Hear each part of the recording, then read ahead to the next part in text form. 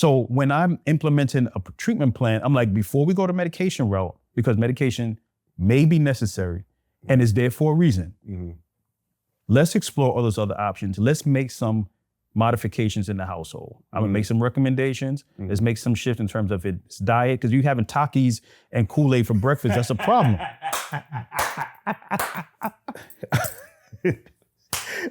I'm just saying.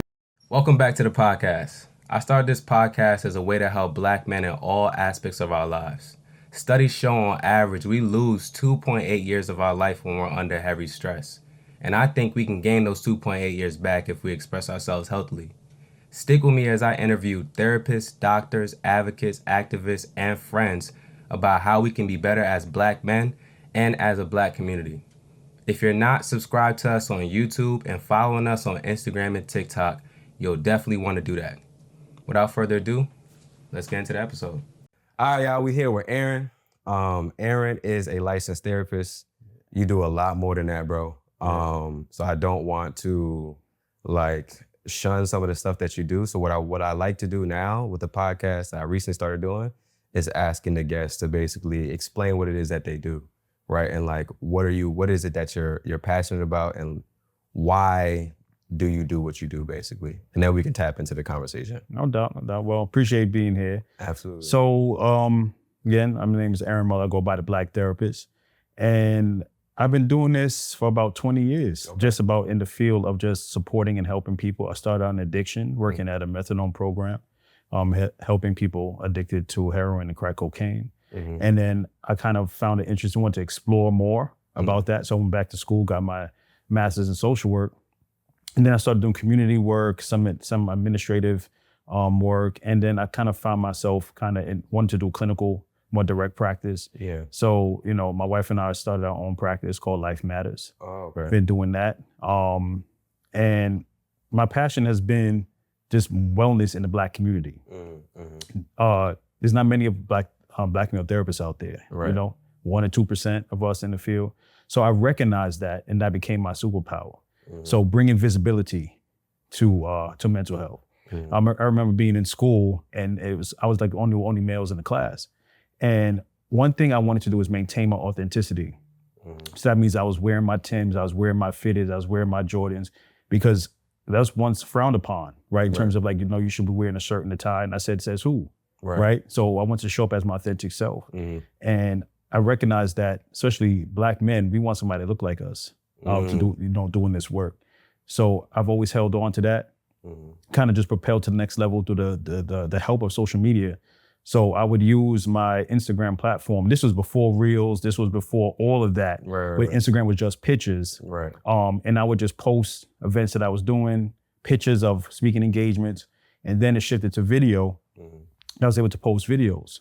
And that really kind of propelled me to the next level. So people were like, yo, can you speak in my event? Can you speak in my, and just talking about the stigma associated with Black men. That led to me starting Black Kingsley Therapy too.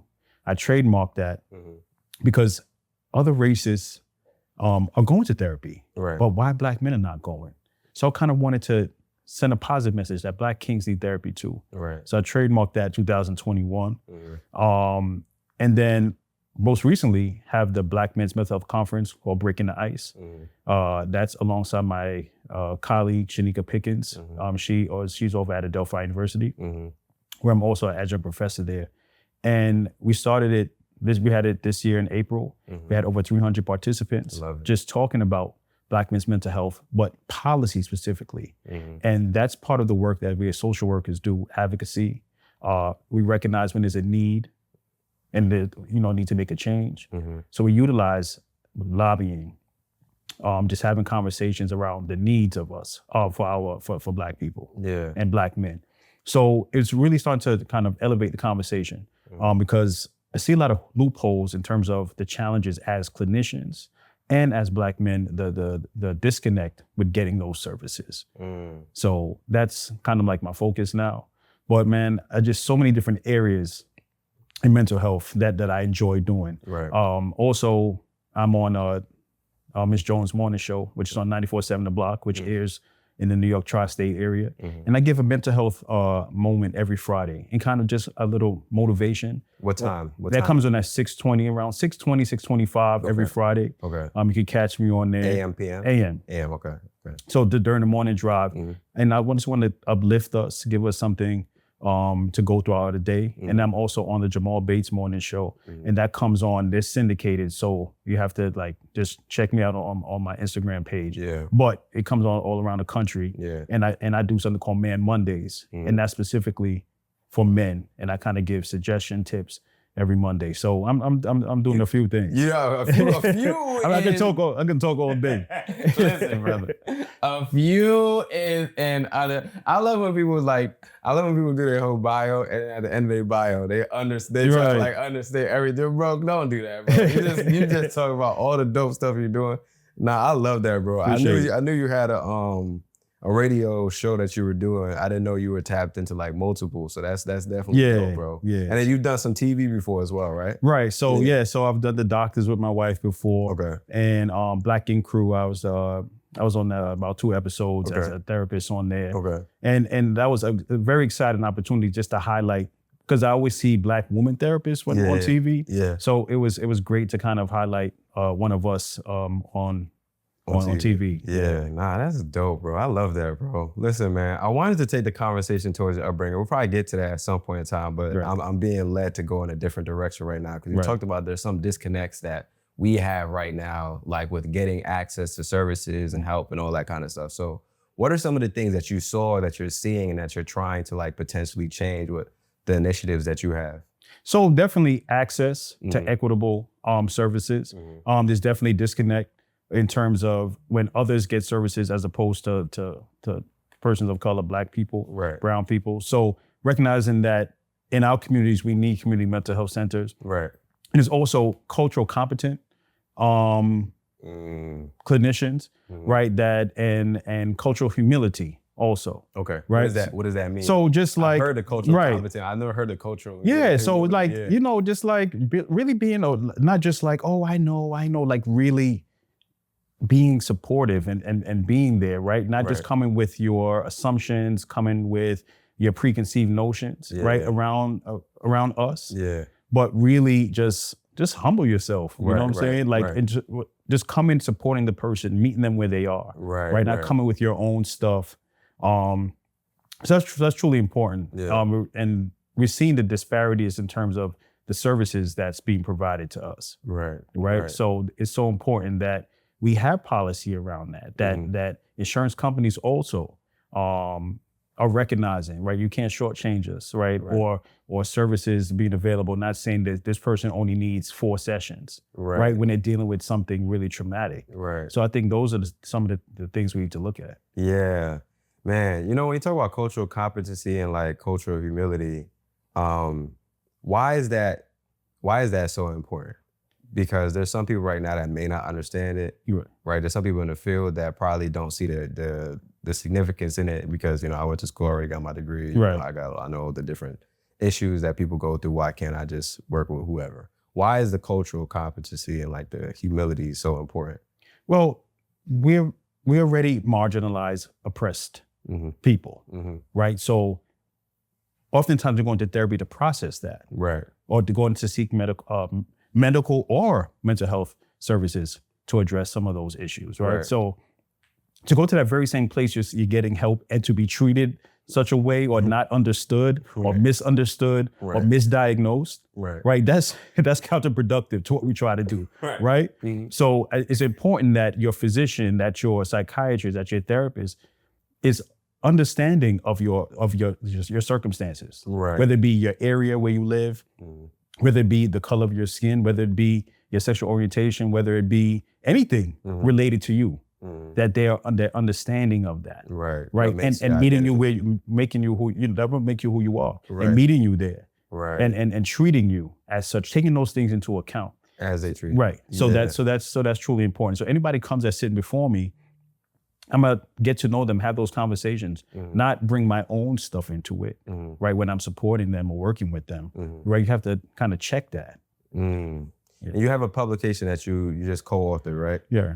And one of the things you just mentioned was like misdiagnosis. So I wanted to tap into that. Like, what are some of the things that, or some of the common misdiagnoses that we potentially have as Black men? Like when we go into whether it be therapy or any other modality for healing, what are some of the things that we commonly get misdiagnosed? Yeah. Why is it a problem? And that's a great question, because oftentimes, especially we know historically, Black men are often diagnosed with bipolar disorder. Right?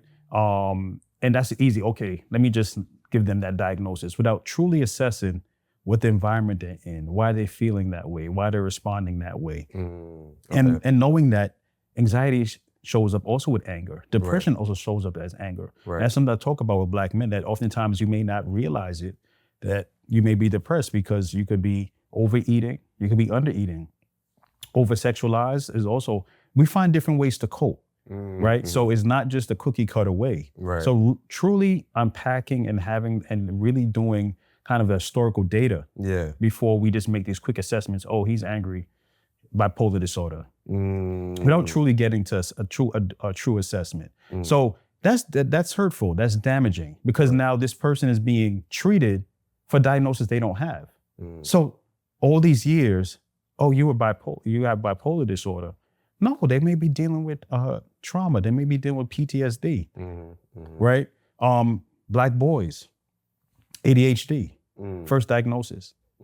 Not taking into account trauma that they're going through. Trauma also shows up as mood swings, as irritability, as aggression, right? Growing up in a tough environment, growing up in a difficult neighborhood, a situation that happens in your childhood. Some type of situation that could occur, right? That can often cause a shift in mood.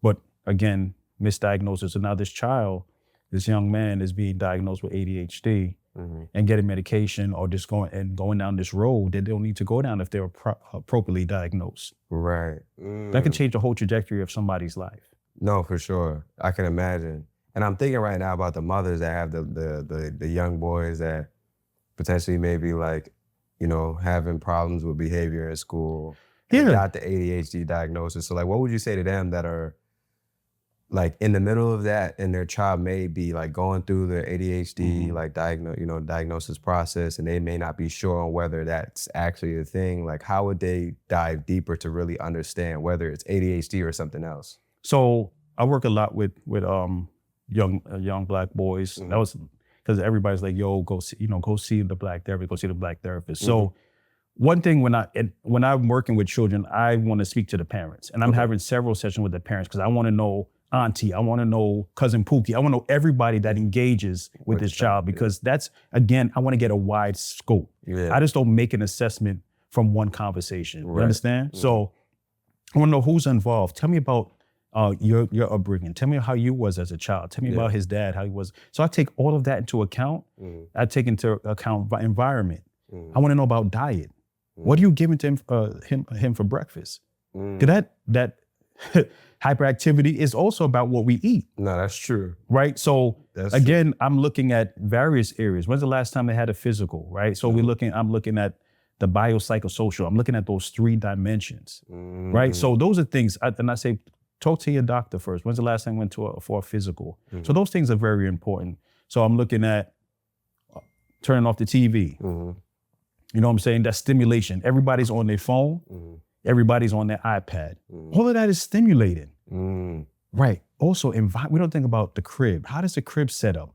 Is it clean? Is it? Confusion can cause chaos. Right. So, oh my God, you about to trigger me right right. now. Those things. Right.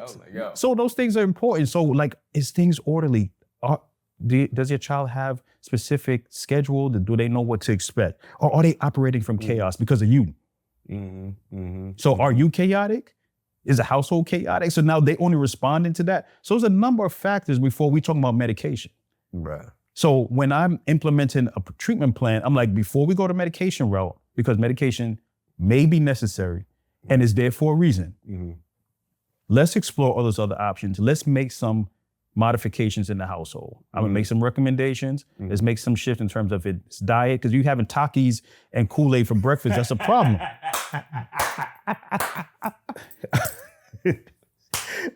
I'm just saying.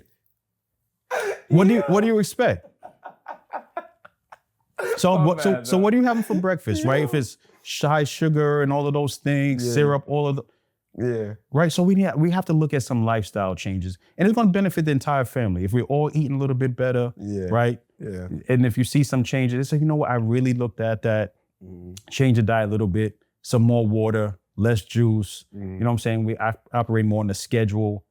You know what I'm saying? They not in like 10 activities. Let's bring it down to 3 activities. Like, and then there's allowed time for play, right? So just doing whatever, right? So it's very helpful to kind of give those recommendations before we go down the route of like, all right, they need medication. Before I exhaust all of that, then I may say, you know what, let's explore that and see how it could benefit it. You funny. I mean, listen, I understand, bro, because I'm trying not to get myself in trouble right now, bro, because I've been in some cribs, bro. And I really want to go down the route of like, what does that like be? I want to ask you to dive a little bit deeper into why that is a problem. Because there's some people right now that are like, I have a crib, child has a room, they get fed, I'm good. You know, so why do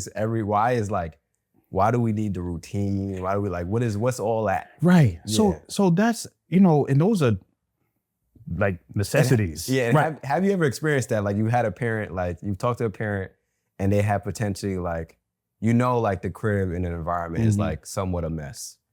And you're trying to give recommendations, but they're not receptive to the recommendations or they don't implement. Have you had that as well? Well, of course, right? Yeah. So of course you have to meet them where they are and understanding that it is a shift, right? We're changing dynamics and that's not easy. So it may be pushback, it may need support and process, you know, it's a process, work with them, do that is not going to be easy and kind of give them small little tangible goals in terms of how to make it happen. Okay. Right. But ultimately, I'm talking about if we're looking for a complete shift, right? And when you're working with the child, you're working with the entire family. Right. So it's going to take some time. And as a therapist, we recognize that it's not going to be overnight and it's not easy. And that's the thing, you know, my concern with the space of therapy, and I'm glad that we're talking about it.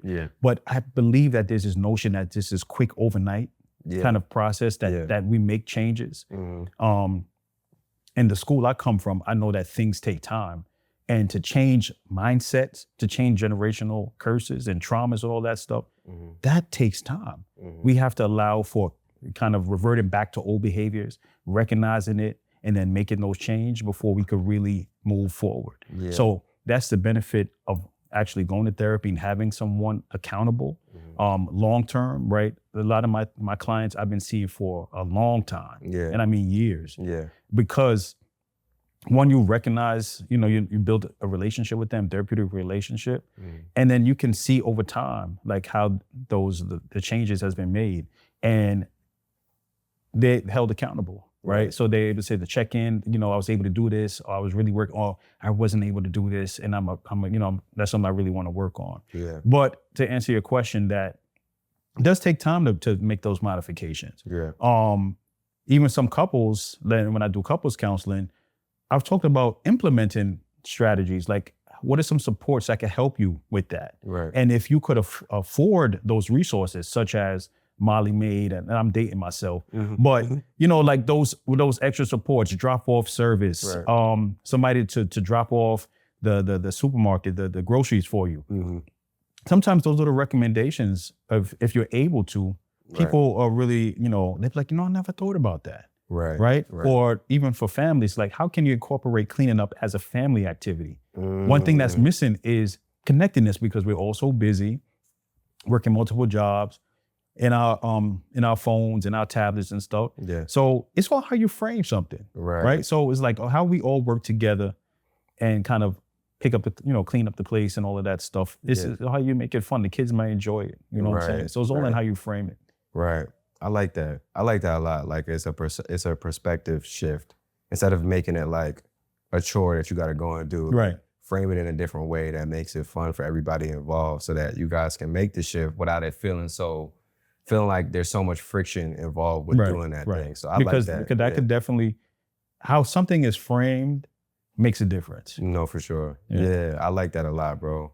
You were talking about upbringing, and we were talking about that a little bit before we started in the podcast. And now since we're talking about children and like and how their upbringing impact how they are, I want you to dive a little bit into like your upbringing and like what you feel like you received that really helped you to round out into the person that you are today. And like, what are some things that you think children definitely need in order to, at least Black boys for sure need, in order to develop into like whole men? Oh, I know that was a lot. That's a lot. So take one step at a time. Right. Yeah. So one, I grew up in a very nurturing environment. You know, my mom was very supportive. I didn't feel that I was silenced. Okay. Right. Of having a voice, being able to articulate, but I also wasn't disrespectful. Right. So that support was there. You know, growing up in a Jamaican household, my mom was really intentional about the kind of the rearing that she gave me. Right. So it's like, I want him to know that I love him. Like it was shown, right? It was demonstrated. And she said to this day that she said, I didn't raise you, you kind of raised yourself. Really? Right. Okay. So I'm her only child. So it was kind of like just us against the world. So I kind of took the lead on things. I was like, okay, Mom, so we're gonna do this, we're gonna do this. She was like, okay. And like this is how we're gonna get things done, whether it be regarding to school and things like that. And because I demonstrated those qualities, it wasn't an issue. Right. So I think it's important as rearing young Black men, and there's this thing that you don't have to worry about them as much, and that's not the case at all. You definitely want to ensure that your young Black boy is well, right? Because there's so much societal pressures just in terms of expressing yourself. And I know your show is Express Yourself, Black men, but you're still called sassy if you do, to a degree, if you check social media, right? So it's like, it could be very confusing because it's like I'm waving a flag for Black men to talk and all that stuff. You're doing the same thing, but if you flick the page up, somebody's being called being sassy in another clip. So it's like, yo, what do you do? Right. And there's still here conversation like, nah, I'm not even gonna say nothing. And that's damaging, right? So, even working with youth, I'm like giving these young Black boys the language to articulate. So tell me how you feel. Like, nah, I'm good, right? So allowing them to elaborate on that, right? Not telling them to be quiet, shut up, things like that. Like, because that's damaging. And now you're gonna be wondering why later on he's not talking. And now he's in a relationship where he's not talking because we tell that Black boy to shut up. Of course, I know there's the kind of notions you don't want your son to be a punk and all of that stuff. So there's this equation with articulating yourself with being a punk. Right. But, aggression is seen as okay. Right. And there's a time and a place for aggression. Right. But not when you're trying to mac to your shorty, right? Or trying to have, right? When I do marriage counseling, I said, is she your homie or is she your girl, right? The way you're talking to her, like, it's like you can't have it both. Right. You understand what I'm saying? Like you can't, so. I get what you're saying. It's confusing. Yeah. Nah, so I'm laughing because I'm just thinking to myself, when you're saying like the equation between like expressing yourself and then being like basically sassy, I'm just thinking to myself like, bro, I can express myself and I can still beat you up. Like if like we don't need to push come to shove, right? You know what I'm saying? Right. I can still beat you. I can still protect myself. We don't need to like make it like so black and white. But I think oftentimes that's what ends up happening. But I want you to dive into like couples a little bit because that's such an interesting topic for me. You talked about having a guy in a relationship that's in a relationship with potentially with a woman, right? And he's not as emotionally, maybe not as emotionally intelligent or expressive. What ends up happening in those type of sessions, and like, what did you mean by like, is she your homie or is she your girl? Well, one I'll start with the last one is that because the way of communication is more kind of an aggressive type, right? So or expecting her to not be as emotionally inept or aware, right? So I'm like, what is your expectation? She want to have questions. She want to talk to you. She want to communicate. And we may not have the tools to do that, or it shows up differently. Right. It looks different. Right. So part of the conversation is one, meeting each other where they are. Right. And really unpacking, what do they mean? Sometimes we have to decode Right. what somebody's saying, right? So it's like, you ain't come home last night, right? Or I'm trying to reach you, I can get you. That could be, I'm concerned about you, right? But we hear it as, yo, why you checking for me? Like, yo, why you nagging me for? Yeah. Right? So sometimes it's like, well, I was scared, yo, you're a black man driving in these streets. I didn't hear from you, Right. right?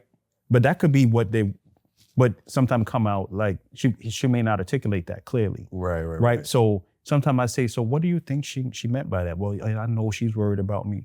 So then why are you responding like that if she's worried about you?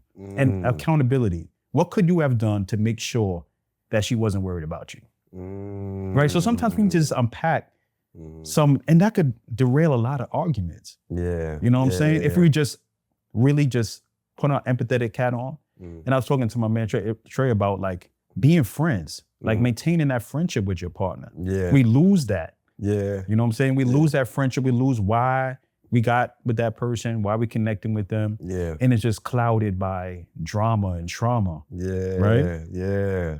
Oh yeah, you speaking now. I like this. I like where the conversation is going for sure. All right, I'm interrupting this podcast episode to let you guys know to leave a review on the podcast. Please, please, please, if you are listening to this episode and you're finding value in this episode, you're enjoying the conversation, or you've enjoyed a previous episode or conversation, and it's safe to operate your phone right now, please leave us a review. Your review is a free and easy way to support us, and it helps us reach more people like you. We're on a mission to build a stronger, more connected Black community, starting with Black men. And you can help us on that mission by taking a minute out of your day to leave a review. Your review helps us generate more listeners, which in turn generates more revenue, allowing us to expand the platform even further. So please take a few seconds out of your day. I know you're busy. I understand. I know you're doing a lot, but it will help us greatly if you would just take a few seconds out of your day to leave a review right now. Did you leave a review yet? All right, let's get back to the episode. One of the things, when I was in couples with my girl, and we were like we were good, right? I wanted to do the couples because I wanted to see like there's some things that we can unpack and like work on together. And one of the things that my couples therapist would tell us is like assume positive intent. And I feel like oftentimes like when we're in relationships, because we're not assuming that the person we're with is like coming from a good place, it leads to like an assumption of like it does. It does. But here's the thing: after you've kind of severed those good intentions, right? Yeah. With a whole bunch of BS, over time, you're thinking the negative because that's my kind of approach too, right? So I'm like, remember why you got together? Yeah. I'm like, y'all really, like, some people really are sleeping with the enemy. Emotional enemy, right? There's like the connection is not really there, but you're still sleeping with them, you're still in a relationship with them, but that trust is gone. And that's a difficult kind of situation to be in, right? Like you're stuck, like I love them, but I don't trust you no more. All the good intention is gone. All I see is bad intentions. Oh man. So how do you repair and restore that when you've been let down so many times? Yeah. Oh man. I'm excited because I already know I'm gonna clip that up. And that's gonna be a good clip for sure. But nonetheless, let's talk about that because people are gonna want to know. Like, how do you repair? Like, let's say, I'm assuming you're talking about like maybe potentially betrayal trauma, or it could be something else. Right? Yeah, it could be infidelity. Right. It could be, it could just be loss of trust, right? Maybe you spent the life savings, you know what I'm saying, on a Rolex watch.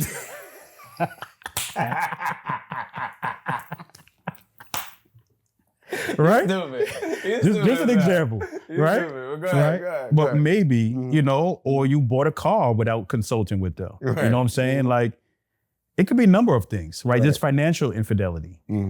Right. So how do you, you're not being honest. You're not being honest. I like that. Yeah, you're not being honest about your spending habits. You're not being, I like to buy kicks, you know what I'm saying? I like to buy sneakers, right? So sometimes, you know, it may not fit in the family budget, but like you still got to buy it. Right. Or, you know, other person in the relationship may have something that's not good for the relationship, but they continue to do. It could be, you know, alcoholism. It could be substances. It could be anything, right? And it's just numerous times you talked about it and the trust is gone. Trust is gone, but you're not so quick to leave, right? But you're just hoping that the person will come around. Right. So how do you get that? How do we get to that point? It's really submission. That person really had to submit to like the issue, right? Who has to submit to the issue? The person the offender. Okay. Right? Okay. So if it's something if you're in denial, right, then nothing's going to change. Right. But if you say, you know, I'm at risk of losing my relationship, risk of losing everything that I work hard for, I have to make a change. Because the person, now you're just operating, just existing in a relationship, right? Because the trust is not there no more. Your words, doesn't mean anything anymore. Right. So to give you quick 5 tips, I won't be able to do that because it takes time. There's no cookie cutter, you know, let me go get my pen and paper, write this down. I know they was open for that one. I know a lot of people ask me stuff like that, and that's one thing you're not gonna get out of me because there's because there's so many different dynamics. Right. There's no way, like there's certain basic things I could kind of suggest in terms of like dealing with anxiety, depression. Here's some tools, but would it work for everybody? No. Yeah. But the first thing I would say, you do have to submit, and then it is good to get help. To support the person individually and as a couple to navigate what the new relationship is going to look like because the dynamic has changed. So that one has to die and be buried. And then we have to restore with a new one. So that's repair and restoration. You're married, right? I'm married. 10 years. It'll be 10 years this month. 10 years this month? Yeah. And your birthday coming up? And my birthday coming up. Yeah. Brother. You got to pack August. I thought my August. You got a lot going on. That's dope, bro. That's dope. That's dope for sure, man. Listen, one thing I love doing when I'm sitting with Black men that are married, I feel obligated to ask, like, what's one of the things that you feel like is super important to making a marriage work? And I'm literally, actually, one of my friends is about to get married, like literally in a couple of days. Wow. And so I'm just in marriage mood right now. Right. You know I love to see that. I love to see, you know, people taking that step, that commitment. One of the biggest things I would say is be open to be empathetic. Definitely listen. Patience. And I say a lot that you guys are wearing the same jersey, right? So you're on the same team. How do you want the marriage to win, right? So we have to kind of lose the ego sometimes and recognize that even if, you know what I'm saying, and I look at strengths. My wife has strengths in certain areas and I have strengths in certain areas. So what's going to be the kind of the best thing so that the Muller family could win? And that's the kind of place that I operate from. You know what I'm saying? I learned financial stuff from her, just in terms of like how she kind of operated in terms of finances. I was like, all right, I could adapt that. I could take tools from there. And from me, you know, she learned kind of chill a little bit. She was like, all right, step back. You know what I'm saying? Because she was definitely operating like, nah, you know, I could do this, I could do that. Doing everything, basically. Yeah. Too much. Right. So, you know, she had a PhD at 28. You understand? She's so violent. Okay. Yeah. So, you know, so she was like, you know, she's saying, learning that, you know what, that I don't have to do it all. Right. You understand what I'm saying? Operating as a team. Yeah. I like that. That's the hardest part, especially if you've been operating from doing things for yourself a long time, right? Because even me, like, if I wanted to get a bottle of water, I would just go and get it. Because she was like, no, you never asked me for anything. So like I had to like condition myself to say, can you pass me that water? Because we're two self-sufficient people. So being intentional, I say, can you pass me that water right there? Yo, you know what's so crazy about that, bro? I'm thinking about my relationship with my girl. And I remember she was like, what do you want for your birthday? And I was like, babe, like, bro, I'm good, bro. Like, I literally, anything that I want to get, I can, if I really want it, I can go and get it, bro. Like, well, I'm not that self-sufficient because I will have a list. I'm like, oh, word, let me put on my phone real quick. Because I had this stuff. Yeah, nah, that's mad funny. But nah, I was just thinking about like what you were saying about like being able to like rely on your partner. Yeah. I'm so used to just like, especially as a man, you know, just going and getting it myself anyway. Right. That when she asked me like, what do you want for your birthday or what are you interested in getting? I'm like, bro, like I don't need you to do anything or get anything because I'm already getting it for myself, you know? And so like I'm trying to adapt the mindset like it's okay to talk about some of the things that I want and like to give her potentially a list of things that I'm interested in getting. I don't have to always get everything because I think it creates a healthy dynamic in a relationship where you can rely on your partner. Right, and that's key. Yeah, right. In support and that translate not only to things but emotional, right? Emotional support. So as Black men, we carry a lot. We internalize a lot, and we might express it to our boys in the barbershop or you know what I'm saying, or somewhere else. But when you can speak to your partner that way, it definitely kind of allows them to see another side of you, that emotional vulnerability. Yeah. And to go into, sometimes men may be afraid of that because of one, it being thrown up in their face. Yeah. And I say you kind of have to step out on fear because you can't operate from a space of fear when we in committed relationships because you're not giving your authentic self. Right. You know what I'm saying? Yeah, and I like that, bro, because I see a lot of clips on social media a lot where it's like a man will talk about, you know, as soon as you tell a woman something and she uses it against you, you never open up again. It is a risk, right? I think, you know, for anybody, right? I think man or woman, sharing something for risk of it being thrown up. I think a lot of people think about that. Yes. But how do you operate from that? Right. Right. So you're not giving completely all of you. Right. So how do you operate from that? They don't know that you are afraid of applying for a promotion at the job. Right. Right. So now how are you showing up in the relationship, dealing with that? Right. Right. They may get attitude from you because you're carrying that. Right. So I always say like assess, you know, why you can't share those things with her. Right. And how can you start to have those conversations like, when I tell you intimate things or when I share deep, dark things, I'm not sure if you can hold space for it. Or I'm afraid that it may blow up in my face when we have an argument. Right? And I think that's something that you may need a professional to help you articulate that so it doesn't come across in an argumentative way. Right? Because the person have to be able to receive that also to make that modification. Right. What would you say to the Black man right now that's like, bro, I hear what you're saying, but I've done that before, and then I told a shorty something, and then she just used it anyway in an argument, and I don't feel comfortable doing it. Like, what would Right. And I hear that a lot. Yeah. I want to. Again, I need variables. Like, why is she doing that? Why is she so hard-headed? Right now, you're like, I gotta dive deeper. Yeah, right. Why? Why?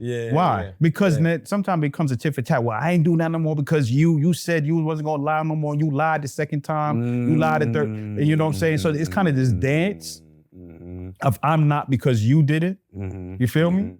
Right? So then it's like, so where are we going? Right. So it's variables to it. Or maybe she doesn't have the ability to. You know what I'm saying? So now, do you got to make a hard stop in that relationship now? Because it's like, okay, I'm trying my best. We talked about it. But now I can't do no more because I can't share space with you because of you throwing it back up in my face. Right. So that's another conversation. Yeah. I like that. And you know, too, one of the things you said that I think is really dope was you talked about wearing the same jersey when you're married, like being on the same team. And when I hear you talk about like kind of like that tit for tat, that earlier scenario that you just mentioned, it makes me feel like you're not on the same team. Like you guys you're like the same thing that you talked about earlier, like sleeping with the enemy. Yeah, you know? but that's survival, bro. So you could clip this too. Yeah. A lot of people. I got a box coming, right? A lot of people are operating in survival mode in their relationships, and I'm here but I'm gonna protect myself because I'm gonna watch you because you heard me before. And it may be scary to step out because at least I could sleep with the devil that I know. Because out here in this game of dating, you want to deal with it. So just stick with what you got. But I'm gonna have my protective armor on. So you feel like most people right now, like in relationships, Yeah, a lot of people. Yeah, I wouldn't say most, but a lot of people like are like dealing with that. Like I think it may resonate with a lot of people. Yeah, I think they, at some point or another, it may resonate with them that they're not. And then again, who's perfect, right? So are they, they're not meeting all the marks, or there's something really, really kind of egregious that they can't deal with, but they still staying. That might resonate with a few people. Yeah. Right? And they're operating just from a place of safety. But there's only so much that the relationship is gonna go. Right. What's so interesting? That reminds me of my past relationship, bro. Like I was in a relationship from 2018 and 2020. And I knew it wasn't going nowhere, bro, but I would not leave that relationship because I was like, yo, this is just, it's comfortable. So why is that? He said, wait. He said, let's get deeper. So the reason why, like when I actually did the self-reflection, bro, it's like, at that time, I didn't want to be single. You know what I'm saying? I'm like, I had convinced myself in college that if I didn't find my shorty and my potential wife to be in college, that I would never find my wife.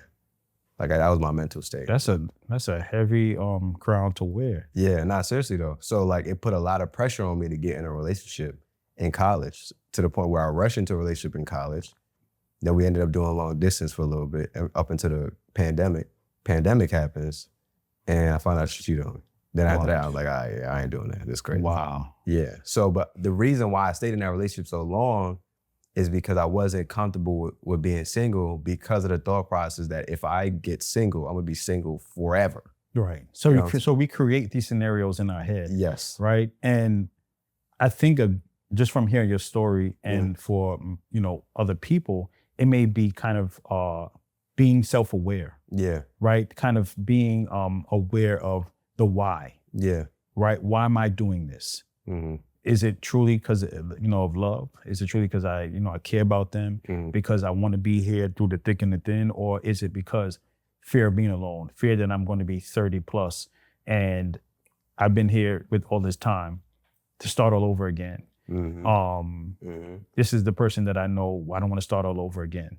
Right. Right. So there's so many scenarios, but the end result is what's going to happen. Right. You know what that reminds me of too? Like when I was, I'll say this and then I'll talk about what that reminds me of.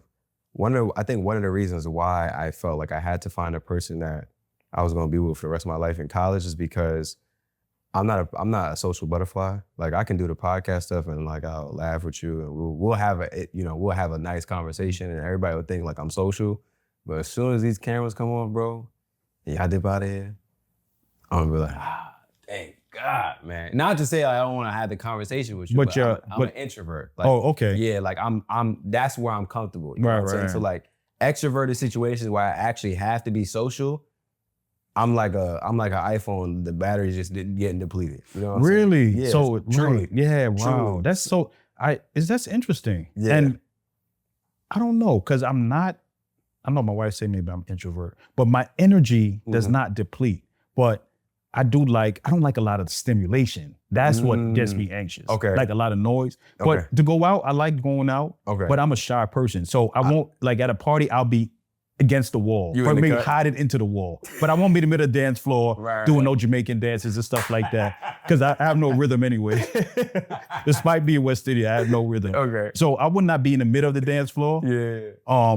But I like to go out. So you ain't gonna do a little, what they be doing at the— None of them dances. The shuffle? You're not gonna do none of them.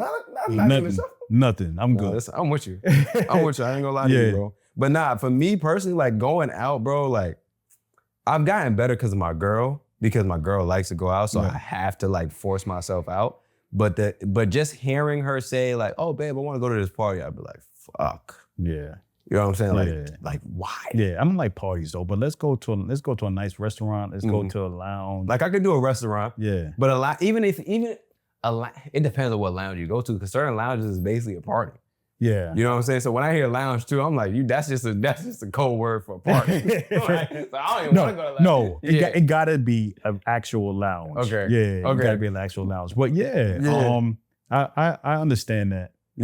For me, for sure, bro, because I'm like, yo, man, like, I can come off, like, if people meet me for the first time and I'm at like a networking event, I can come off as extroverted, but I'm not that at all, bro. Like, I really don't enjoy social gatherings too much. Like I just told you, my man's getting married and we got like a rehearsal dinner tomorrow. And I thought we just gonna like rehearse the stuff and just like everybody dip home and I'll be great with that.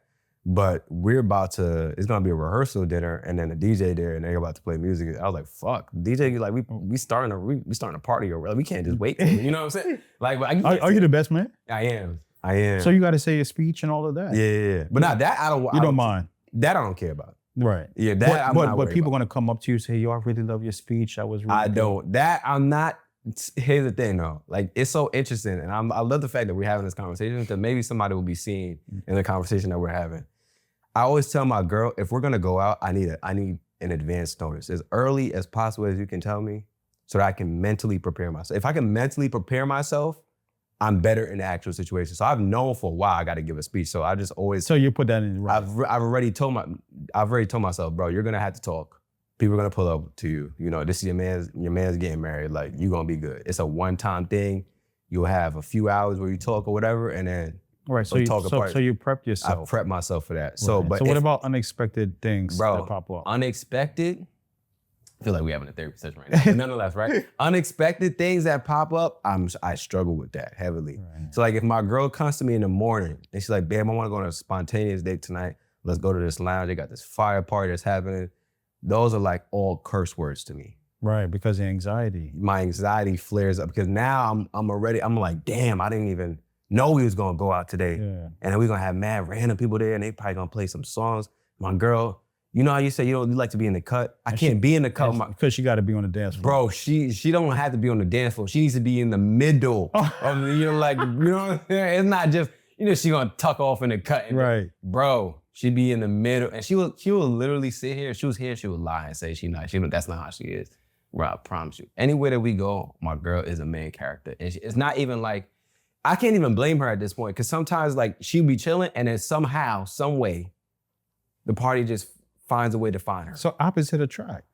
Exactly. Because ironically, you got with her, right? Mm-hmm. And you know these qualities about her. Mm-hmm. And sometimes I feel like it's destined because kind of help you come out a little bit. Absolutely. And maybe she could take some from you and kind of, chill out. And kind of chill. And you guys become kind of this nice yin yang type of. Yeah, no, absolutely. I think, absolutely. That's definitely happening right now. But yeah, to get back to what you were saying initially, like it does. In the past, I'd be like, hell no. Now I'm like, all right, baby, we could do it. Good. And I'll push myself to like, because I know exposure is important. Right. I can't just every single time, I'm not gonna always have a 1 week notice before we go and do something. Because life is not like that. Right, Exactly. So you have to be able, and that's part of that openness. That's part of that being empathetic. That's part of being kind of open, like I said, to different experiences, right? You know she's that way, you know it's important to her. You're like, hell nah, I ain't going, right? That can cause conflict, right? Because I'm like, you knew this about this person, right? You know this about her. So are you gonna operate from a place of because of my anxiety, I can't. Yeah. Just being open, so you know what? Use those same tools and strategies you have, right? Mm-hmm. That you prepare weeks and months in advance. Mm-hmm. You could use it immediately, those same tools, right? I said, right? I'm looking at the spot. Right, research a spot. You're like, okay, I'm gonna sit right here. I'm gonna order this meal. Right? I don't get that deep. But I get what you're right, but so, some people, they really need to, know what's happening, be prepared, have all of that in place. So it's good that you're open to those. Yeah, no, absolutely. So let's talk about that too, though, like, because there's some people right now that maybe, whether man or woman, dealing with like that anxiety, social anxiety. What are some things that they can do? Like, I know we talked about getting prepared. But that works for me. It may not work for everybody, but what are some, I know you were saying, like, you may have like some general tips for anxiety. So anxiety of any kind, definitely there's strategies that you could do to kind of keep yourself calm. Mm-hmm. It'd be deep breathing, relaxation. I like to count from 100 on. By the time I get to 50, I'm okay. Okay, 100 backwards? Yeah, 100 backwards. Ooh, okay. Okay. Sometimes journaling, right? Sometimes people just take a moment, go for walks. So if you're at work and you're feeling anxious before a presentation, a project, you're not utilizing our lunch break. I know for me, I don't leave the building, but it's important to get out, get some fresh air. Yeah. Right. Yeah. Unplug from our cell phone. Just a lot of anxiety from scrolling through our phone. So if you're feeling anxious or about to do something, scrolling through our phone all the time is not the best thing. Utilizing some of these calming apps, if you use your phone, you use it for something intentional. Right. Kind of calming apps, guided meditation. Yeah. And kind of instruction on how to kind of disconnect. Right. And connect more with yourself. Right. Even ask yourself sometimes, why am I feeling anxious right now? Right? What is going through my mind? And you kind of sift through, is it this, is it that? You know what I'm saying? Kind of really determine what's going on with you. We have so many tabs open in our brain going at the same time. Yeah. So kind of, and sometimes we kind of panic about unrealistic things, worst case scenarios, right? But it's difficult if our whole life has been full of trauma, right? So it can be very much a real thing, right? I know I see a lot of memes that sometimes we panic about things that's not going to occur. For some people's lives, it happened and it's going to happen, right? So of course you're naturally in a heightened state of like what can go wrong will go wrong, right? So we can't ignore that, and we have to validate, like, I know you've been through a lot. Yeah. But you're here right now. Yeah. And what are some things to keep you safe in this space? Yeah. The space that you're in. Kind of ground yourself, you know what I'm saying? Nah, I really like that because I think part of the reason why I have social anxiety is because I've been robbed multiple times. I've been robbed twice. Oh, wow. Yeah, you know what I'm saying? So I've dealt with that growing up. No, that's serious, man. Yeah. I've told that story on the podcast before, like being robbed and like how that impacted me. I remember the first day after I got robbed. I literally got robbed a block from here, bro. Like I was in my hood. You know what I'm saying? So like I didn't even imagine that could potentially happen in this area because this area is not even like that. It's not right. And the area around your home is supposed to be a comfort, a sanctuary, right, of sorts, where you let your guards down. You understand what I'm saying? Exactly, right? And so for me, like after that happened, I remember trying to walk out this door the first day after that. Like I stopped at the door. I was like, what the like? I couldn't take a step out the door because I was like physically, my body was not. I was not trying to walk outside. And I had to like mentally tell myself, bro, it's okay, just step outside. And so I think since then, I've always had this like underlying layer. I've always been somewhat anxious, but that added to it. So that exacerbated, absolutely. Because I was like, damn, bro, like you got robbed like a block from here, bro. That means these people probably live in this area or know this area some way, shape, or form. Like all these things are running through my head. And then eventually that turned into and spiraled into like, yo, you're not safe when you're around a bunch of random people. Because you don't know what the hell people could be doing. The world is not a safe place. Exactly. So what you just said resonated a lot with me because for me, like the anxiety sparks from, you can call it irrational thoughts, but it is technically rational because I had experience being robbed. That's what I'm saying. You know that's what I'm saying. That that meme is misleading. That's oftentimes we panic about things that's not going to happen. Yeah. Well, for some people, like I said, it really happened. So the brain keeps score. The body keeps score. So you remember that experience and it stays with you. Yeah, for sure. And one of the things I wanted to get back with you talk about being like overstimulated. I don't know if I necessarily deal with that. I actually don't even know what you mean by that. By being like that? Yeah. All right. Explain that. So for me, is the pumping loud music sometimes. Oh, really? You know what I'm saying? Okay. Like at spots. Yeah. And it's like, whoa, yo, this is a lot. yo, where's the door? Like, and sometimes when we overstimulated, that could be a lot. So adults, children. Okay. I don't know if, when you drive, some people, when the music is elevated, it's a stimulated song, you tend to drive fast. It's a feel-good song, you know what I'm saying? No, for sure. People, you're driving faster. When there's a song that you like, you bop into it, you're gonna tend to drive faster. So that stimulation drives us, right? So sometimes being overstimulated causes like, whoa, it's a lot going on. And that could, it could lead to a myriad of things, aggression, irritability. So we need to like regulate our nervous system, right? So as a therapist, also talk about like our body, right? So recognizing those body cues, and that with children, that's what I do, right? Talk about when you're feeling angry, how do you feel, right? Adults need that too, shoot, right? Right? Facts, because they were like, nah, I'm tight.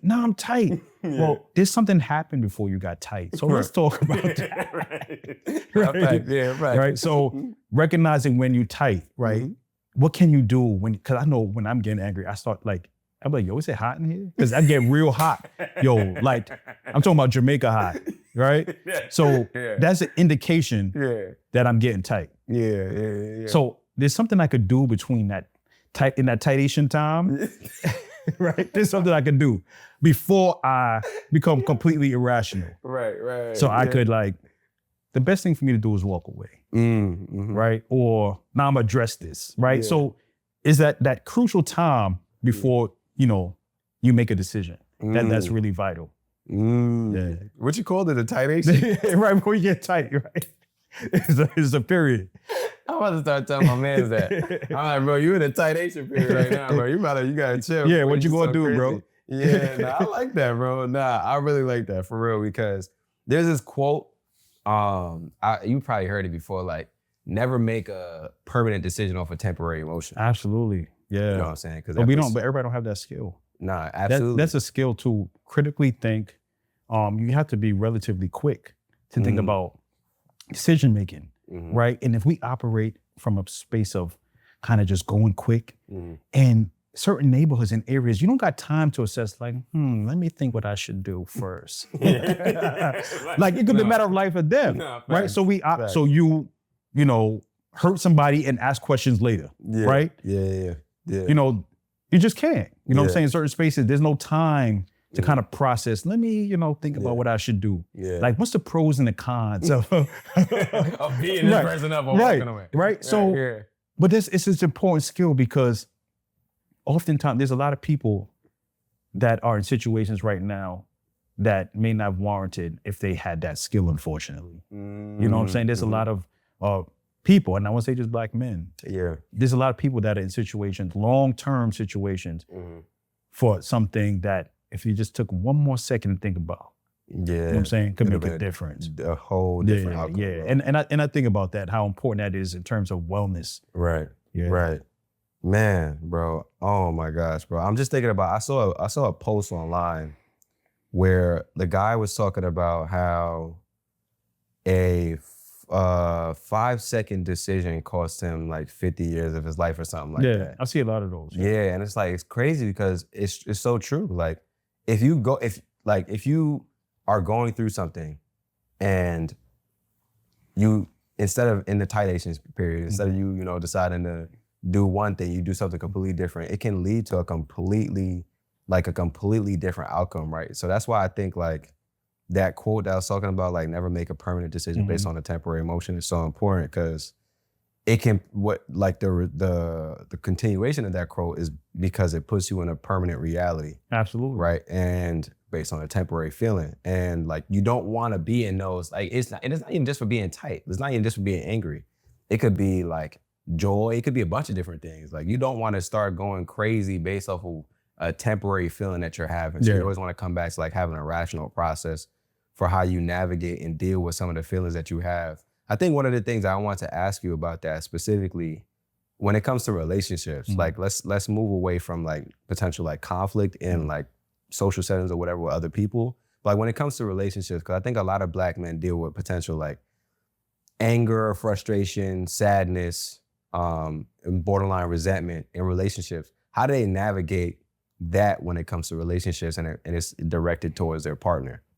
Well, like the sleeping with the enemy thing. Well, one of the things is first being able to identify. Yeah. So that's the thing is like, what emotions am I feeling? Right. Having the emotional intelligence to recognize that. Because sometimes we just blanket everything as, nah, I'm tight. But really being able to articulate, what am I feeling right now? Right? And normalizing, I'm feeling anxious right now. I'm feeling anxious because there's kind of this genderization of certain emotions. And I said, No, there's emotions for a reason. You're a human being, Right. right? So there's a number of emotions that and it's okay to feel anxious, right? And articulate that yo, I'm uncertain right now, or I feel scared. Right. That's another popular one. Sometimes we operate and feeling fearful, but don't know how to articulate that. Right. Can't feel that. Don't want to feel that, right? Because it's not manly enough, quote unquote. Right. So first normalizing and being able to identify how I feel, right? And then we also need to feel some type of validation, right, about that, right? So I hear you, right? Who can I share that with, right? Who can I support that with? You know what I'm saying? Like, just thinking about like when I was getting married, how nervous I was, or you know how I was starting my doctoral program next month, and how nervous I am. And talk to my boy Trey about it because he's going through it, and he's like, "Man, you're gonna be okay." But being able to verbalize that, right, and feel supported, then feel like he was like, "Man, get out of here with that punk," you know what I'm saying? Right, get out of here, shut up, man. Like, what are you worried about that for? Like, we want to feel validated, you know what I'm saying? And it is, you could do that. Like, so people want to feel heard. Right? And not shunned. So that's the first thing, right? So you want to be able to articulate it. You want to be able to feel supported by it. Right? So I think those key things are important for Black men, and they may not have that village, right? I see a lot of things about, you know, Black men ain't got nobody to talk to. I still see that. And there may be some people who don't. It may be, right? So sometimes we come from our own kind of atmosphere, right? And we think about the people in our four corners. Like, nah, I got people to talk to. There's some people that really don't. Right? So how can they go out and create community? Right? Because, you know, they may need someone to talk to. Right? I like that. I think we're in alignment right now because I was literally about to ask you, Trey's here. It's the same Trey you're talking about, right? Yeah. Okay, as long as there's a lot, there could be a different Trey. Making sure it's the same Trey, right? Would you say y'all have a good relationship? I feel like I'm putting you on the spot. No, listen, ain't nothing about no spot. I'm good. You ain't got to worry. Absolutely. So y'all have a good relationship, right? The reason why I'm leading the question with that is because I've had men that'll literally DM me, because I've had my bros on the podcast before. They'll literally sit on the couch and we would talk, and like, we talk about everything, bro. Like, just everything. Like, you know, a lot of stuff that normally guys would not like dive into, like dealing with relationship stuff with their girl, like being cheated on, and like how that impacted them, like raising kids and like what that looks like, all that kind of stuff. So I wanted to ask you, because you talked about like building community. How do Black men find good friends that they can have, you know what I'm saying? Like deep conversations with, because I have a clip that every time I post it, it goes viral. And I realize it's because it's true. I said in the clip, like, yo, bro, a lot of Black men don't have friends that they can have deep conversations with. And I didn't think that was like a revelation, but it really so like, how do you find? Okay, so one is degrees. So I'm always coming from spectrums. Okay, let's talk about it. So there's boys that you could have specific conversations with. So there's the bro that, yo, where the shorties at? Yo, what's good for the night, right? There's that dude. And then there's some that you can have rational conversations with. And do you reach out to that dude? Because that might not be the popping dude, but that might be the dude that you want to hear from. Because here's the thing now, bro. Who always want to be held accountable? So if I'm gonna tell you, like, bro, you wrong for that, I'm not gonna be inclined to reach out to that person. I want the one to be like, yo, bro, forget about her, bro. Like, yo, what's good for the night? Let's be. No, you want to hear from the person that's gonna align with you. So there may be cases where Black men may not have someone, but it may not be that person they're reaching out to, because one, they may not rock with them like that, right? That may not be their true community, because we also associate our connectedness with things we do together. So if this is a person we grab a bottle with, or we, you know what I'm saying, do, you know, other activities you may not go to the gym with, that might not be the person. It may be the person, you never know, at your job that you may be aligned with. You never know. It's just about connectedness. And it's about being vulnerable, right? Because you could also be someone's homie for a million years and you don't feel connected to them because that one time you shared something and they dismiss you. So there's that fear of vulnerability. So it's once I see that I've shared something with you and you didn't shun, right? You'd be like, oh, word, we's cool. So that's how Trey and I haven't been friends like for years, but it feel like we have because of that vulnerability. You know what I'm saying? Of because that openness that it feels like I knew him forever. And as a matter of fact, I knew his people, and you kind of like, so it's that 6 degrees of separation type, mathematically 2 degrees of separation. Yeah. But I never knew him. So you just knew about him. Kind of just through other people, knew. Right. Ooh. You know what, bro, I like this conversation about friends, bro. We're gonna stay here for a little bit, bro, because I think it's really important. You said something that we haven't really talked too much about. Like that accountability piece is real big, bro.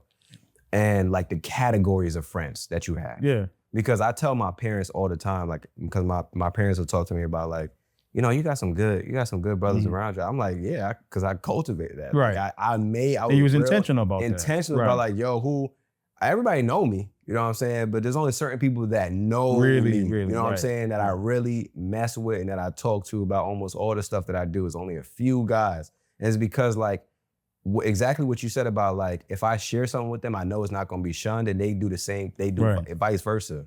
But on top of that, I think what's really big for me in friendships with men is being able to hold another man accountable and he doesn't feel some type of way about that. Yeah. Because oftentimes, like, we all got something that we gotta work on. Like I have a friend that, he dive a little bit too much into the B-dubs, the BBWs, okay? He's a little too much into that. She loves sharing all the voluptuous women that's on IG, so I gotta hold him accountable from time to time. I'm like, yo, bro, you doing too much right now, bro.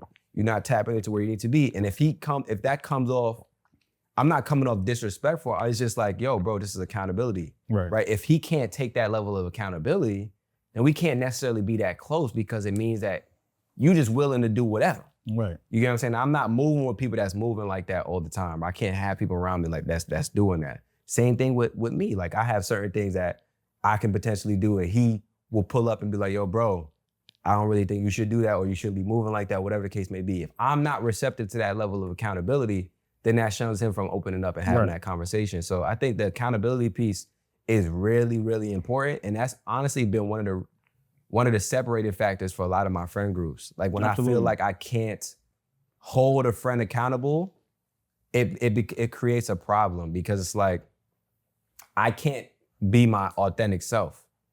And if I can't be my authentic self with you, bro, like, then what we got? What are we doing? You know what I'm saying? Right. But then you kind of operate in pockets. So like that person, I could give that much to you, but not everything. You know what I'm saying? And I think we all kind of have those things, but it's important that and it doesn't have to be a whole bunch, but if you have one person or two that you can really have community with and truly be your authentic self, I think that's okay. And we also have to keep in mind too, what we classify as connectedness in relationships. So we may have this idea based on social media about what friendship looks like. And it's like, how are you showing up, right? How are you pouring into this relationship to ensure, and if the person is doing the same thing, right? You can have community right there, right? So we have this idea that it's gotta be 7 people deep, and we meet up at STK every week, you know what I'm saying, right? And this idea kind of like what it should look like, as opposed to like, nah, we grab a coffee at Starbucks and we out, you know what I'm saying? And, or a weekly check-in or weekly Zoom, you know what I'm saying? Like my homeboy, Jason, we kind of have phone calls set up for Thursday at 4:00. So while I'm driving home from work, you know what I'm saying? After he's done with a client, like we y'all tap in like that? Yeah, on Thursdays, right? So it's kind of penciled in, because right now as adults, it's like, yo, I got a crazy schedule. Can you meet in 2025? Like, right? I can only imagine. Right. So it's like, those things are really, again, it's called intention. It's being intentional. Like, I know that everybody's busy, but what's some ways you can cultivate relationship? Again, we go back to redefining and reframing what it looks like. We create these ideas like, nah, I ain't got no friends. No, like redefining what it is, being intentional, right? And it's kind of a trend, is transactional, and it's kind of reciprocated. So you're pouring into it, the person's pouring into it, and it's And is it equal all the time? May not be, because the person may be going through something Yeah. where you may have to pour a little bit more. Yeah. But it's kind of this balance type thing. So really redefining that. But I definitely see a shift. It's in terms of like community amongst Black men. I think we've come a long way since I've been doing this work. Yeah. I've seen a complete shift just in terms of like, I'm like, wow, you talking about mental health now? Like, you know what I'm saying? Like, it was like, yeah, you stressing me out, yo. I got to talk to my therapist. So just hearing that, I think we are more ahead than we were 10 years ago. For sure. So I'm pleased. I'm pleased to see that. Nah. And I feel like I'm gonna humble myself, but I feel like I'm a part of that movement. No, of course. Doing that work, just normalize. That is something I've been screaming from the mountaintops for a long time. Like, yo, Black men, we deserve it. Yeah. You know what I'm saying? To be well. And whatever that looks like, whether it be going to therapy, whether it be yoga, meditation, prayer, fasting, you know. And I also talk about, we even tap into that, but my kind of focus also physical health. Black men's physical and mental health, because they're interconnected. Let's talk about right? tap into the intersectionality between those two. Yeah. Because Black men are dying, bro. Black men dying from diseases, health conditions, preventable conditions, bro. So let's talk about what are some of the things? Heart conditions, prostate cancer. Yeah. You know what I'm saying? Colon cancer. Yeah. Right. Just not going to get those checkups to kind of check to see how your PSA level is. Yeah. Because of, the stigma with, right? The stigma with that. I'm about to be weak, bro, because I already know once we talk about prostate cancer, bruh. Yeah, it's a lot, but again, how we eating, everybody's so busy, fast paced. Are we taking care of our health? You know what I'm saying? So, and it's also related to our mental health, what we pouring into our bodies, how are we eating? We don't get a lot of sun. We're in the Northeast. I know everybody's watching from, but Northeast probably primarily. Yeah. But I know on the islands, they don't have no vitamin D deficiencies because they're getting that sun. Yeah. But that affects our energy level. That affects our mood. You understand? So we riding on low serotonin. Yeah. Right? Yeah. And we need that dopamine. So if we are low in it, we often try to seek it in other things, whether it be inside other people, right? So that's, looking for sex or anywhere we could find it, or whether it be substances, right? Whether it be alcohol, whether it be buying things, right? We're constantly trying to seek, right? Whether it be like, sharing, and subscribing, because that's also dopamine. Nah, that's a fact. Right. That's a fact. That's true. That's very true, bro. Yeah. Like people literally scroll on social media.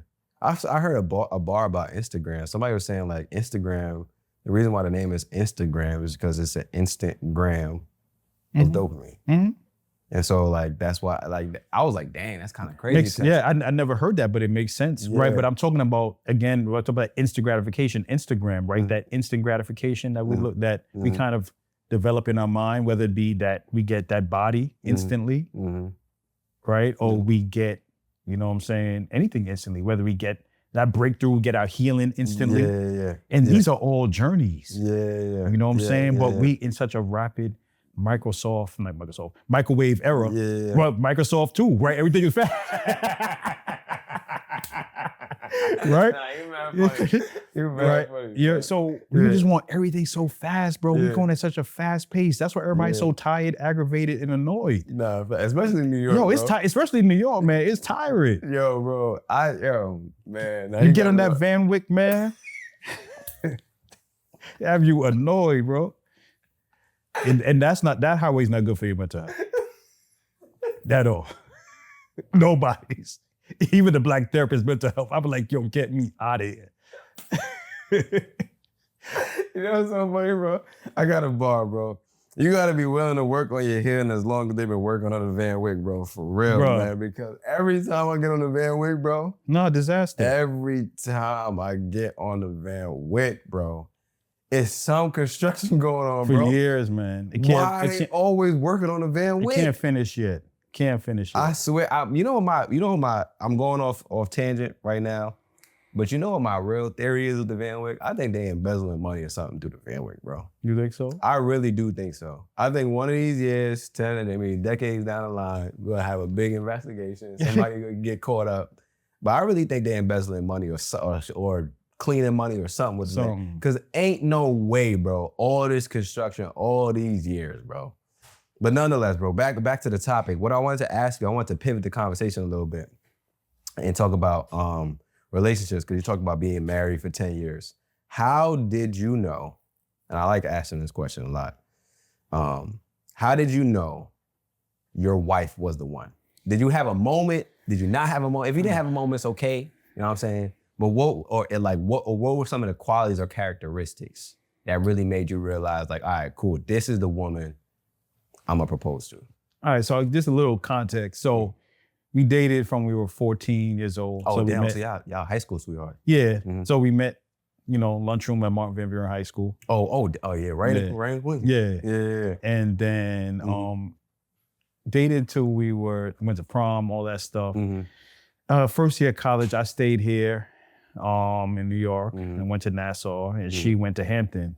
And, at that point, we kind of flow in different directions. I was like, nah, I don't want to do the long distance thing. We disconnected. Yeah. Talked here and there for, every so often. And then when around I was 28 years old, she was finishing her PhD, I was finishing my master's. And she asked me the other day, she said, what made you hit? Because she was living in California doing her postdoc. Oh, she was in Cali, you was in New York? And I was in New York. And you hit her up? And she said, I texted her, and I said, did I? She said, I text, and she said, literally, she asked me last week, she was like, what made you text me? Yeah. She said, I saw it, it was 6 a.m, so it had to be like 9 here or something like that.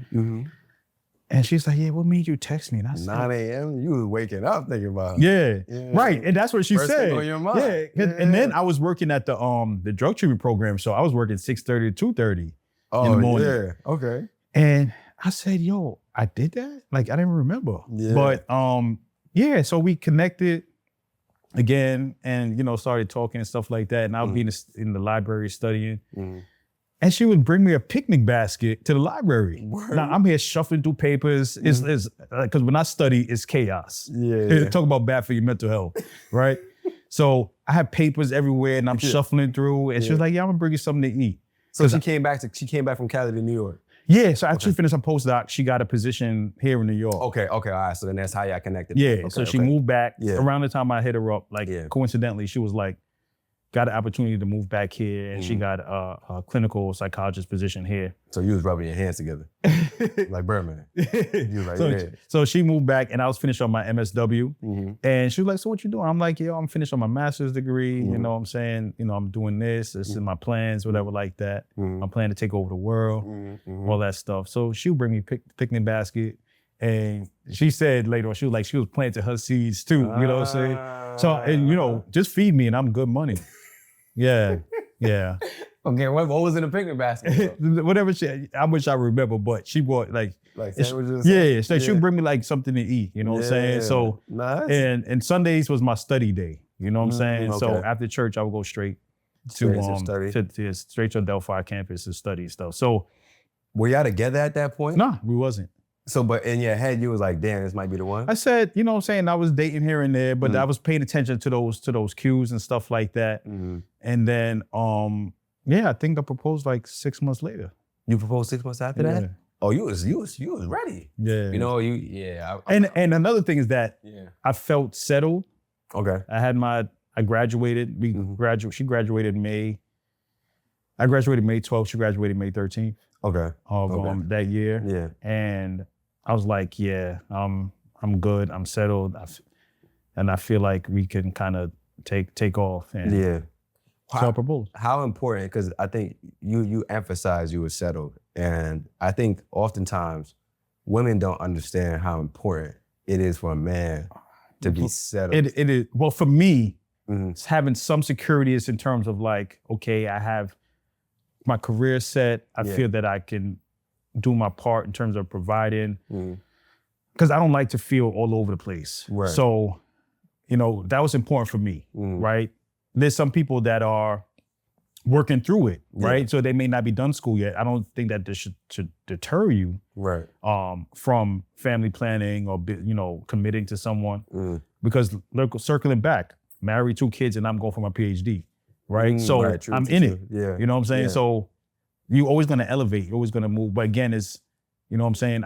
That part was important to me. Right. So it's again aligning with what is your values. Right. You know what I'm saying? Because that person may support you. Right. You know, there's a Jamaican saying that one hand can't clap. You know, so my grandfather always say that. You know, you need 2 hands to clap. So having that supportive person may be beneficial. So again, it just depends on the scenario. But for me, you know, I kind of assessed, looked over what I've accomplished, and I said, I'm ready for this step. Yeah. You know? Nah. So, I but you got to be ready. And I wouldn't say that you're gonna be 100% like, yeah, you know what I'm saying? Because you don't know what to expect. Right. But in terms of like, for this aspect of my life, I believe I'm ready. I'm ready to go down that road. Take me through the nervousness that you were referencing. You talk about being nervous. Man. Talking to you. You said you talked to Trey about that. About being nervous during your wedding, or was somebody else? It was somebody else. somebody else. Yeah, Okay, because okay. we met way after. Okay. Yeah. But So take me through the nervousness. What were you feeling in that moment? Because I'm about to be best man for my man. yeah, so just definitely He just be chilling though, so I don't really like. He's not like real emotionally expressive, right. and I've been asking him how you doing. He's like, I'm good, bro. I'm good. It may be good to the day of. Yeah, okay. So so take me through what are some of the feelings that? Yeah, so definitely it was just like, yo, am I ready for this? I talked to her dad before, asking her. So just for me, I carry that it's very important to me. You know what I'm saying? This person taking your last name. You feel me? So just like, am I truly ready for this? And what comes with it. But I was excited too, right? But sometimes unknown is scary. But I believe you got to step forward. Yeah. You got to step forward and do it. So you had a conversation with your friend at that time about it a little bit too? Yeah. So my best man. Yeah. Or your best man? Yeah. Did he help or did he hurt? No, he helped because he knew us from high school too. Oh, you know what I'm saying? So it used to be, it's the 4 of us, right? You know what I'm saying? So it's my best friend, my wife's best friend, and we would just roll together, after school. You know what I'm saying? So, we all knew each other for a long time. Right. What was something what do you feel like helped you the most in that moment? Like that he did? Cause I'm trying to think about how I show up for him. I mean, you know what I'm saying? Like he was like, yo, so we started ring shopping. He was there, you know what I'm saying? I'm like, bro, we're gonna look. And he was like, I bet. And we started looking and he was like, yo, I'm so happy for you. Like, I've been together a long time. Like, I think we was voted most likely to get married. Oh, word? I want to say, yeah. In high school? Yeah. Oh, wow. I really think so. But my mom was really like super supportive, you know what I'm saying? Because when I went and got the ring and stuff, and I was like, all right, I picked it up. My mom wanted me to go pick it up. And I was like, oh man, I gotta find a day to propose. She said, what are you waiting for? Just do it tonight. Tonight? Like, that's all she said. She said, what's your weird pun? Just do it tonight. I was like, tonight? Yeah. She said, yeah, what you weird for? So, she's kind of like that type of person. She's like, what you waiting for? You're right, you already did, you know what I'm saying? I was like, I didn't feel no pressure. I was like, you're right. Because me, I was like, perseverate, and it's like, okay, you got to do the right thing. It's got to be the right time. And I'm glad I just did it. I did it on Columbus Day. Okay. Did that go out or anything? Listen. It was at the crib. So okay. Nice intimate little just us. It was, and I mean, I'm young. I didn't do nothing wild. I was just trying to I was like, do something small. So she came on, she was like, I gotta get my life together. I gotta get organized. So we go to Staples and she had to find the perfect organizer, right? Meanwhile, I had the ring at home because I wanted to come downstairs to her apartment and see the ring. And she was like, what's that? That was my plan. She spends like 3 hours in Staples trying to get her life together. And she was like, is everything okay? Are you all right? And I'm sweating profusely. And I'm like, nah, I'm good. Like, I'm pacing back and forth. I'm like, yo, let's get out of here. But I couldn't tell her. Sounds like, is it out of here? Right. So I'm like, this is the first time she wants to get her life together on this day. How symbolic. And she had to find the perfect organizer. So we, no lie, Staples and Valley Stream, 3 hours we in there looking for the one perfect. right on right on Sunrise. Nah, And she was like, yo, and she was asking me mad times if I'm okay. And I'm like, no, I'm like, so she could see the sweat pouring down my face. Yo, man, it felt like eternity. Yeah. Okay. So y'all get out of stable. Yeah, so yesterday we finally go home and she go downstairs. And then she was like, go down. And then she's upstairs chopping it up with her family for hours. Oh my God. So I'm like, bro, I'm gonna do this tomorrow. You're right. So we finally go downstairs and then she go downstairs. She was like, what's that on the bed? And then, you know what I'm saying? She was like spinning around and then I just opened the box and I got on one knee. And I don't remember the rest because she just started screaming at that point. Okay. So I don't know. And I told her, I still don't know if she said yes. Because it was a lot of screaming and crying. So I don't know if she said yes there. Nah, I love that. That's dope, bro. So very simple. I'm a simple dude. Nah, I like that, bro, because I think oftentimes, bro, we get on social media, we see all these like it's elaborate stuff like, with you know, the ring coming down from a helicopter. And that's cool though, but that's not in my tax bracket. Yeah, nah, I feel you. I like that, bro. I think it's so important for us to have these normal conversations. Yeah. Because and again, I love that people are doing different things and that people have the resources to do so. Yeah. But it also creates a scenario and programs in our brain that it has to look like this or it's not right. Right. And that leads to anxiety, depression. We comparing ourselves to other people. Yeah. And that is what's, increasing isolation, right? And that's what increasing anxiety, because it's like, I'm not meeting the mark. Yeah. I don't have those things. Yeah. Right. Yeah. So again, it's just coming back to basics, coming back to being authentically you. Yeah. And that is okay. Yeah. Like everybody can be themselves. Right. And that's okay. And if you want to highlight that, that's okay. But just kind of tell yourself that that's person's experience. Right. And how can I create my own? Right. Nah, I think that's so important, bro. Like again, like what you just said and how you summed it up, like a perfect summation, like the conversation that we were having, being your authentic self, not necessarily feeling pressured to be anybody else or do what anybody else is doing. Cause again, bro, like when we get on social media, man, you seeing all of these things happening with weddings and proposals, and you start thinking, I gotta spend $50,000 on my wedding. I gotta do this for my proposal.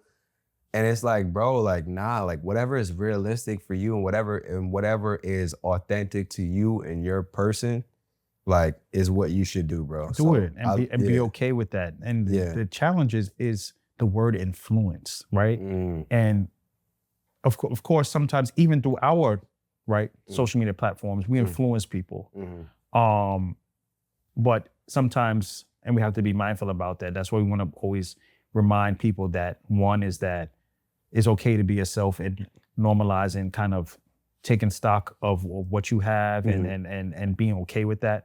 Because sometimes we can influence people and sometimes we don't even realize it, right? Whether what we're wearing, how we look. Yeah. And naturally that comparison creeps up in our mind. No, absolutely. So I always want to kind of remind people that it's okay to be you. Nah, I love that, bro. I think we had a good conversation for real, bro. I want you to tell the people how they can tap in with you. If you got like any merch, anything you want to promote, like I know you had the conference, like how can they get connected with you to learn more? Yeah, so I post content here and there on the Black_therapist on Instagram. Some people tap into me to kind of have conversations or ask questions or referrals and stuff. I didn't tell you that when early on in my career, I kind of felt isolated as a Black male therapist. I didn't really feel that community because there wasn't many of us. Right. So I started a Facebook group for only Black male therapists. So I have about 900 in there from around the country. Word. So I started Okay. So it's only for Black male therapists. Okay. But just so they can share resources, build their own community. And it's kind of segued to other little small subsets. Yeah. But, it's kind of dope that I kind of started that movement. So sometimes people will reach out to me if they live in Wyoming and I see if I can find a therapist.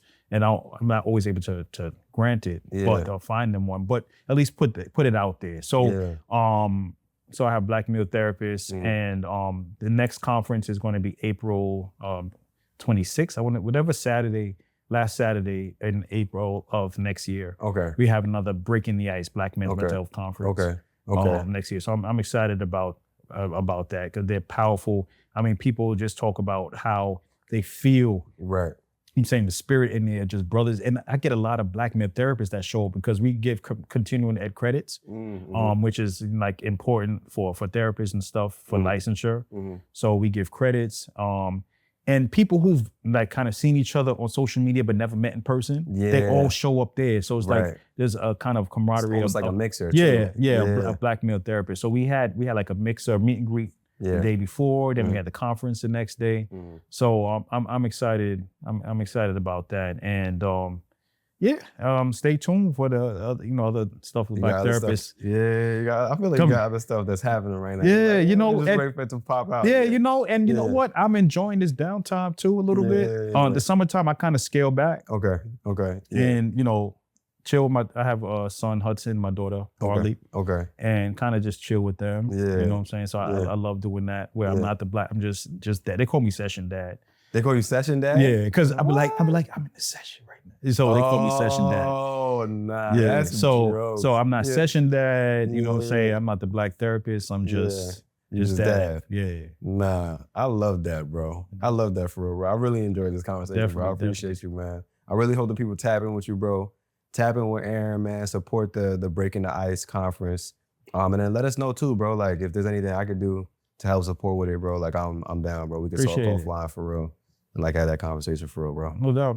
Appreciate that, bro. man. Thank you for being here, bro. It was a pleasure, bro. Yes, sir. Thank you so much for watching this episode. If you are planning an event or you are part of your organization's Black employee group and you are interested in having dope Black mental health professionals or myself come in and do a speaking engagement or a workshop or a keynote address or a panel, please click the link in our bio on Instagram or TikTok, scroll down and click book us for speaking and brand deals and fill out the form available on our website. Once you fill out the form, one of our team members will get back to you about how we can collaborate and create something dope for your organization.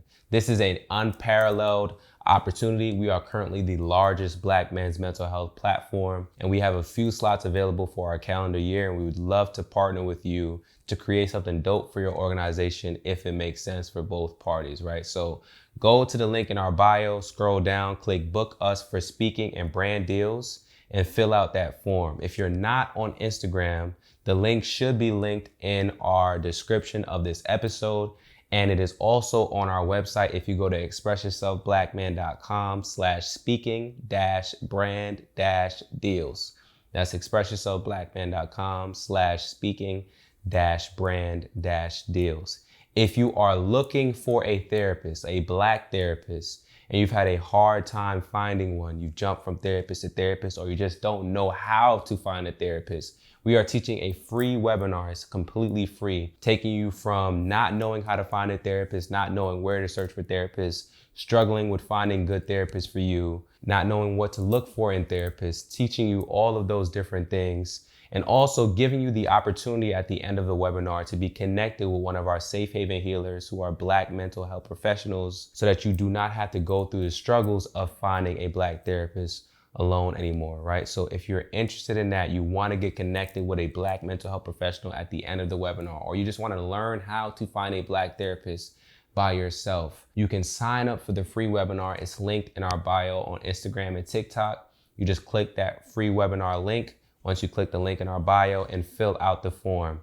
You can also find it on our website at expressyourselfblackman.com/links and fill out the form there for our next webinar session. If you're not interested in any of that, right, but you know someone that may be interested in it, all we ask is that you please share it. If you want some of the merch that we show on the platform all the time, that we're wearing on the platform all the time, you can shop it at shop.expressyourselfblackman.com. And once again, we just want to say thank you so much for watching this episode. Thank you so much for supporting us. Please, if you are on YouTube, leave a like, subscribe, comment. If you're listening to this on an audio platform, please leave a review. It helps us out greatly. Thank you so much for your support. We're wishing you nothing but the best. We're sending you and your family and your loved ones love and light. Peace. Sometimes I know you feel like you ain't got nobody to speak to. A shoulder to lean on somebody you could preach to. No, you need to hear it, my brother, I love you. want to live for.